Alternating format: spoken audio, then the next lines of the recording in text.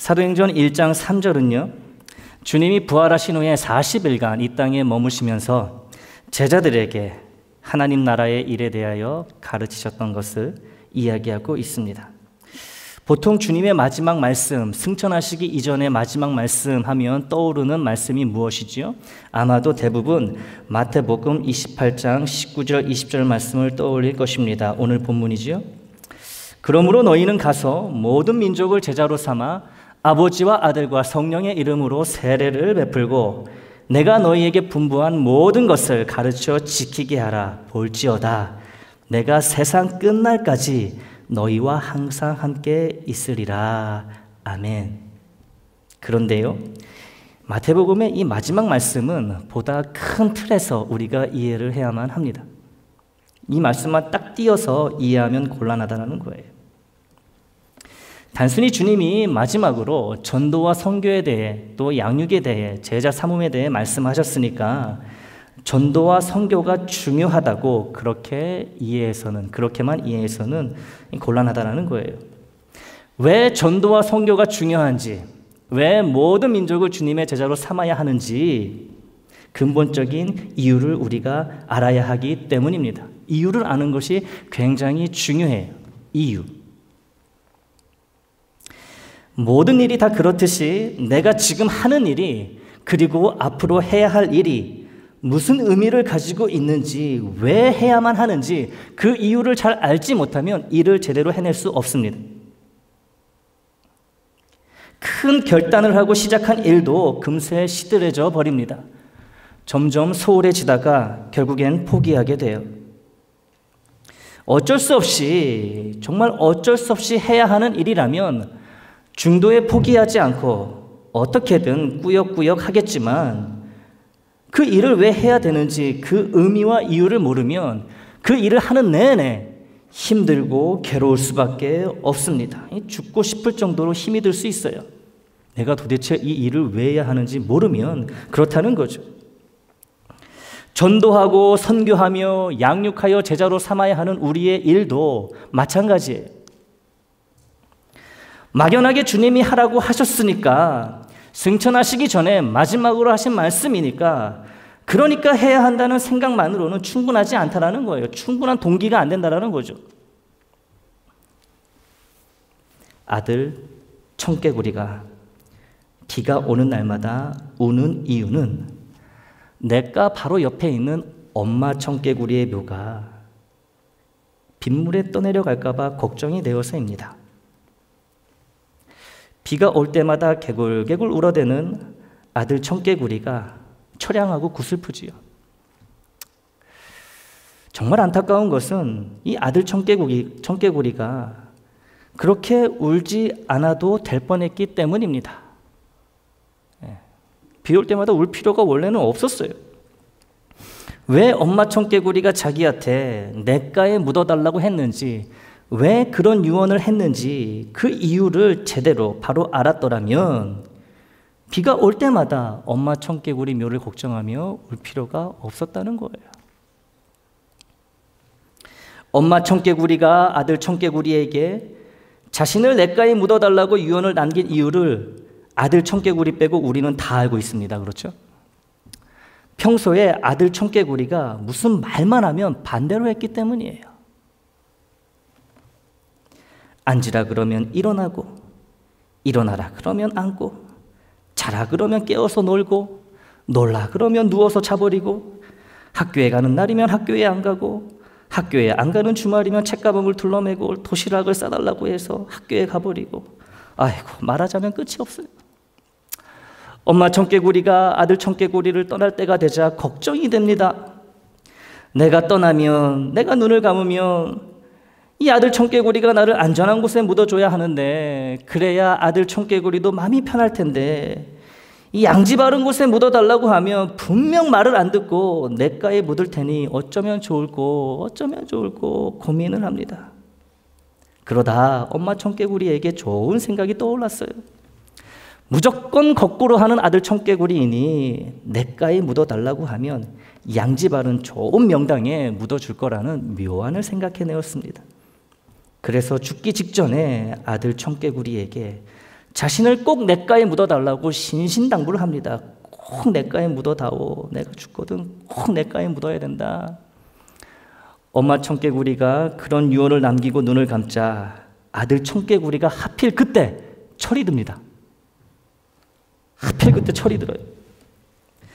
내가 우리 엄마 말을 한 번도 제대로 듣지 않았지만 엄마의 마지막 유언은 들어드려야지 하고 냇가에 엄마 청개구리를 장사 지냅니다. 그래서 비가 올 때마다 엄마 묘가 떠내려갈까 봐 비가 그칠 때까지 개굴개굴 계속 울어대는 거예요. 엄마 청개구리가 자기에게 왜 그런 유언을 남겼는지 그 이유를 알지 못해서 이 벌어진 비극이라고 할 수 있습니다. 비극이에요. 비극적인 이야기입니다. 오늘 본문인 마태복음 28장 19절 20절 말씀뿐만 아니라 주님이 우리에게 주신 모든 말씀에는 이유가 있다라는 거예요. 이유를 알아야지 되는 거예요. 그 이유를 바로 알아야 우리도 아들 청개구리와 같은 실수를 범하지 않을 수 있습니다. 그리고 주님의 말씀을 끝까지 지켜 행할 수 있는 거예요. 순종을 하다가 지치더라도 다시 힘을 얻어 의미와 보람이 있고 감사와 기쁨이 넘치는 신앙생활을 할 수 있게 됩니다. 주님이 나와 우리 모두에게 말씀을 주신 이유는 바로 하나님 나라 때문이에요. 하나님 나라예요. 하나님 나라. 모든 말씀이 하나님 나라로 연결이 됩니다. 어떤 말씀으로 시작하든지 간에 깔때기가 끝에 모아지듯이 결국엔 하나님 나라로 모아지게 돼 있어요. 이 하나님 나라가 주님의 모든 말씀을 이해하고 순종하는 큰 틀이 됩니다. 기본적인 틀이 돼요. 성경의 모든 말씀이 그렇다라는 거죠. 다 하나님 나라를 가리키고 있어요. 하나님 나라가 모든 말씀의 이유와 큰 틀이 된다는 증거를 보여드리겠습니다. 마가복음 1장 14절 15절 말씀이에요. 요한이 잡힌 후 예수께서 갈릴리에 오셔서 하나님의 복음을 전파하여 이르시되 때가 찼고 하나님의 나라가 가까이 왔으니 회개하고 복음을 믿으라. 세례 요한에게 세례를 받으시고 40일간 광야에서 사탄에게 시험을 받으신 후 주님이 드디어 공생의 사역을 시작하십니다. 그때 처음 선포하셨던 말씀이 바로 하나님 나라였어요. 하나님 나라였어요. 그리고 오늘 또 다른 본문인 사도행전 1장 8절에서도 주님은 성령을 언급하시면서 결국엔 하나님 나라를 이야기하십니다. 사도행전 1장 3절도 주님이 승천하시기 전까지 이 땅에서 가르치셨던 말씀은 이 땅에서 제자들에게 가르치셨던 말씀은 하나님 나라였어요. 사도행전 1장 3절을 보면 알 수가 있습니다. 그래서 주님의 사역은 하나님 나라로 시작하여 하나님 나라로 끝나는 것을 알 수 있습니다. 그렇다면 주님의 사역의 가장 중요하며 핵심이 되는 것은 단연 하나님 나라라고 할 수 있습니다. 시작과 끝이 하나님 나라였어요. 우리의 구원도, 우리의 부활도, 우리의 영생도 다 하나님 나라 때문이고 하나님 나라를 위한 것이 됩니다. 교우 여러분, 우리가 왜 구원을 받아야 할까요? 구원의 이유가 무엇이라고 생각하십니까? 왜 구원을 받으시길 원하시고 받으셨습니까? 하나님 나라에 지금 당장 들어가기 위함입니다. 우리가 왜 부활을 해야 할까요? 왜 주님처럼, 부활의 첫 열매이신 주님처럼 우리의 육신이 새롭게 부활해야 할까요? 새롭게 부활한 자만이 지금 하나님 나라에 들어갈 수 있기 때문이에요. 우리에게 왜 영원한 생명이 필요할까요? 하나님 나라에서 지금부터 영원히 살아야 하기 때문입니다. 하나님 나라는 이미 이 땅에서 시작되었기에 주님의 모든 말씀은 우리가 지금 이곳에서부터 하나님 나라를 영원히 살아가게 하기 위해 주어지는 말씀으로 받아야 합니다. 하나님 나라는 주님의 말씀처럼 여기에 있다 저기에 있다 할 수 있는, 손가락으로 가리킬 수 있는 눈에 보이는 영역이나 영토를 지닌 그런 나라가 아니라 하나님을 왕으로 모시고 왕이신 하나님의 말씀대로 순종하며 살아가는 그런 상태를 의미해요. 그것이 하나님 나라입니다. 우리가 함께 하나님의 말씀을 듣고 한 마음으로 그 말씀에 순종하면 그때 우리에게 하나님 나라가 이루어지는 거예요. 그게 하나님 나라예요. 순종하며 따르는 것, 그것이 곧 하나님 나라를 살아가는 것이 됩니다. 우리가 주님의 말씀에 믿음으로 순종할 때 하나님 나라가 우리 안에 임하게 되고 그렇게 우리는 하나님 나라를 살아가게 됩니다. 하나님 나라가 임할 때만, 하나님 나라가 이루어질 때만 우리는 주 안에서 참 기쁨과 평안, 만족을 누릴 수 있어요.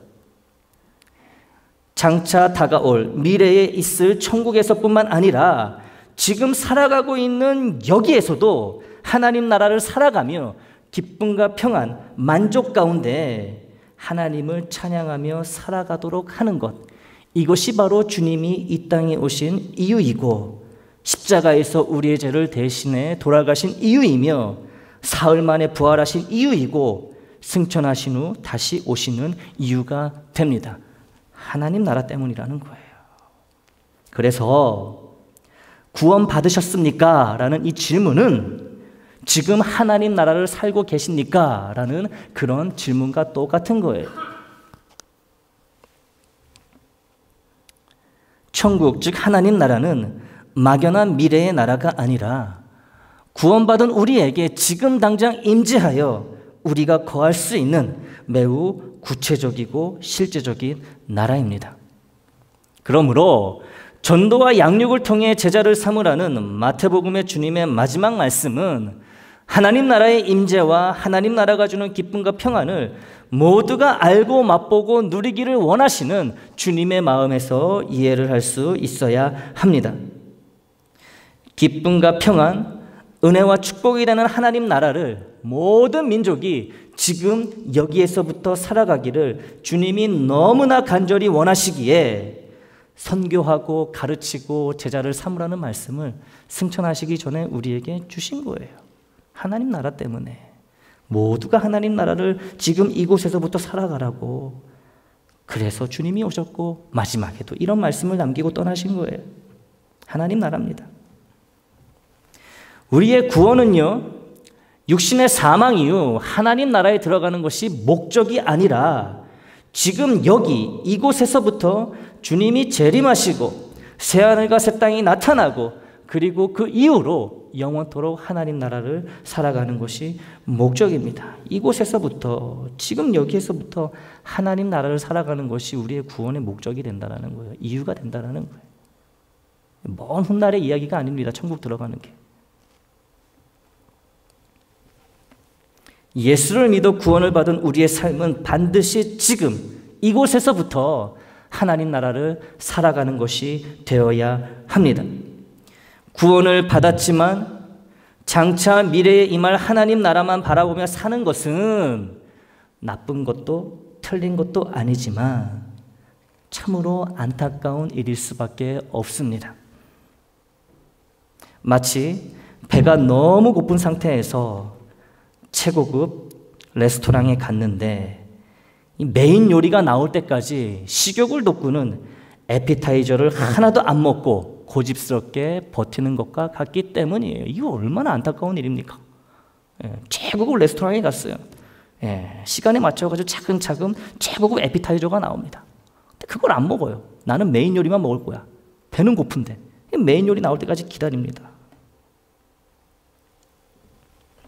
순서대로 알맞게 나오는 에피타이저를 잘 먹어야 허기진 배도 적당히 달래며 메인 요리가 나왔을 때 더 맛있게 더 잘 먹을 수 있잖아요.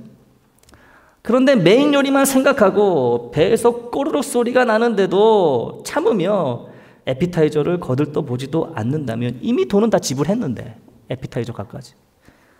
에피타이저는 거들떠 보지도 않고 그런다면 정작 메인 요리가 나왔을 때 어떻게 되죠?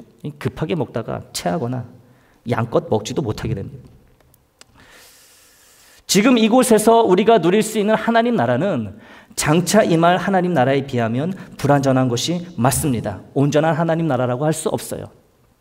하지만 그렇다고 무시해서는 절대로 안 됩니다. 우리가 지금 여기서 누릴 수 있는 하나님 나라는 에피타이저와 같기 때문이에요. 메인 요리라고 할 수 있는 온전한 하나님 나라를 더욱 갈망하게 만드는 에피타이저라는 거예요. 지금 여기에서 우리가 누리는 하나님 나라가 그렇다는 거죠. 지금 이곳에서 하나님 나라를 살아가는 사람만이 장차 임할 완전한 하나님 나라를 더 잘 살아가게 되는 것은 자명한 사실입니다. 미리미리 준비해야 되는 거예요. 영원히 하나님 나라를, 온전한 하나님 나라를 살아가려면 이 땅에서부터 하나님 나라를 살아가야 되는 거죠. 에피타이저 먹듯이 꾸준히 먹어줘야 되는 거예요. 구원받은 우리는 심령이 가난한 자가 되어야 합니다. 심령이 가난한 자는 의에 줄이고 목이 마를 수밖에 없어요. 의에 줄인 우리의 배를 채울 수 있는 것은 하나님 나라밖에 없습니다. 그리고 이 에피타이저는 세상의 에피타이저와 달리 의에 줄인 우리의 배를 만족시키기에 충분합니다. 지금 여기에 임하는 하나님 나라는 이 땅을 살아가는 우리를 만족시키기에 충분하다는 말씀이에요. 그래서 이런 찬송이 있는 거지요. 높은 산이 거친 들이 조막이나 궁궐이나 내 주 예수 모신 곳이 그 어디나 하늘나라 할렐루야 찬양하세 내 모든 죄 사함 받고 주 예수와 동행하니 그 어디나 하늘나라. 아멘. 이 땅에서도 하나님 나라를 맛보며 하나님과 동행하는 삶이 이 천국이라는 이 찬양이 있는 거예요. 그렇기 때문에 내 주 예수를 모시고 사는 삶, 그리고 주 예수와 동행하는 삶은 만왕의 왕이신 주님께 순종하며 사는 삶이 곧 하나님 나라의 삶이라는 고백입니다.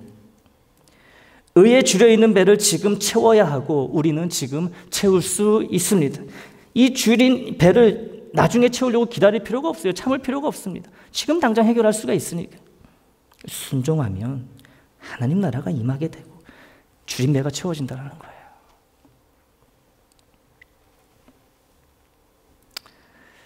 그러나 메인 요리인 온전한 하나님 나라가 도래할 때까지 이 귀한 에피타이저라고 할 수 있는 이 땅에 임하는, 지금 이곳에 임하는 하나님 나라를 끊임없이 맛보지 않는다면 정말 아쉽고 손해보는 일이라 할 수 있습니다.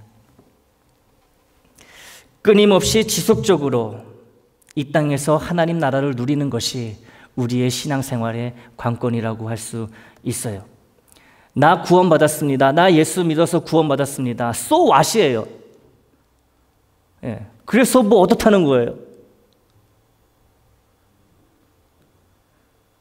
하나님 나라를 살아가야 된다는 거예요. 하나님 나라를. 이처럼 우리의 신앙생활에, 구원받은 믿는 자들의 신앙생활에 관건이라 할 수 있는 이 지금 이곳에서의 하나님 나라를 우리가 살아가고 누리기 위해서는 성령님의 도우심이 절대적으로 필요합니다. 주님이 승천하시기 직전에 하셨던 두 가지 말씀을 다시 살펴보겠습니다. 오늘 본문이지요. 먼저 앞서 보았던 마태복음 28장 19절 말씀 제가 다시 읽어보겠습니다. 그러므로 너희는 가서 모든 민족을 제자로 삼아 아버지와 아들과 성령의 이름으로 세례를 베풀고, 다음 사도행전 1장 8절입니다. 오직 성령이 너희에게 임하시면 너희가 권능을 받고 예루살렘과 온 유대와 사마리아와 땅끝까지 이르러 내 증인이 되리라. 아멘. 주님의 이 두 말씀에 공통으로 언급되고 있는 단어가 하나 있습니다. 바로 성령입니다.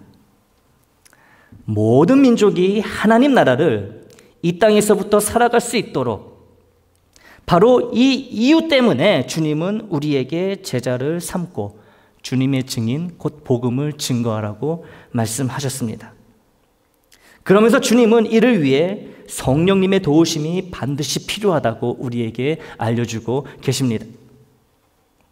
구원받은 우리가 이 땅에서부터 평안과 만족과 기쁨의 삶, 은혜와 축복의 삶, 하나님을 기쁘시게 하는 삶, 즉 하나님 나라의 삶을 살아갈 수 있게 하는 힘은, 그 능력은 오직 성령님으로부터 나온다는 것을 주님은 우리에게 분명하게 말씀하고 계십니다. 오늘은 우리 교회 창립 감사 주일이면서 성령 강림 주일이기도 합니다. 성령님이 이 시간 나와 우리 모두 위에 강림하시기를 기원합니다. 성령님의 임재는 곧 하나님 나라의 임재입니다. 성령님 안에서의 삶은 곧 하나님 나라 안에서의 삶이 됩니다. 주님이 승천하시면서 성령님을 우리에게 선물로 보내주신 이유는, 모든 믿는 자에게 성령을 선물로 보내주신 이유는 모든 민족이 주님의 이름으로 구원을 받아 이 땅에서부터, 그 있는 곳에서부터 하나님의 백성으로 하나님 나라를 살아가는 크신 축복을 주시기 위함입니다. 성령님을 주신 이유도 결국엔 우리가 하나님 나라를 살아가는 축복을 받게 하기 위함임을 알 수 있어요. 이 시간 성령님께서 우리 각 사람 위에 강림하시기를 다시 한번 기원하며 축복합니다. 성령 강림 주일인 오늘 우리 교회 창립 51주년 감사 예배를 드릴 수 있게 된 것은 우리 교회를 너무 사랑하시고 축복하시는 하나님의 크신 은혜입니다. 성령 강림 주일과 창립 감사 주일이 겹쳤다는 것은요, 크신 은혜예요. 하나님의 놀라운 섭리입니다. 우린 이미 큰 선물을 받은 거예요. 이 성령의 선물을 받고 있는 것입니다. 하나님으로부터. 반백년이 넘는 시간 동안 우리 교회가 애나하임 장로교회라는 이름으로 존재할 수 있었던 것은 첫 번째는 무조건 하나님의 은혜 덕입니다. 그 다음으로는 앞선 여러 목회자들과 여러 교우들의 수고와 헌신 덕입니다. 그리고 지금 우리 교회를 섬기고 있는 저와 여러분을 통해 하나님은 앞으로도 계속하여 창립 감사 예배를 우리에게 허락하실 줄 믿습니다. 창립 51주년 감사주일과 성령 강림 주일을 맞아 하나님이 우리에게 주신 말씀은 구원받은 우리가 함께 하나님 나라를 이 땅에서부터 살아가야 한다는 것과 구원받은 자들의 모임인 우리 교회 역시 하나님 나라가 펼쳐지는 아름다운 주님의 몸이 되어야 한다는 것입니다.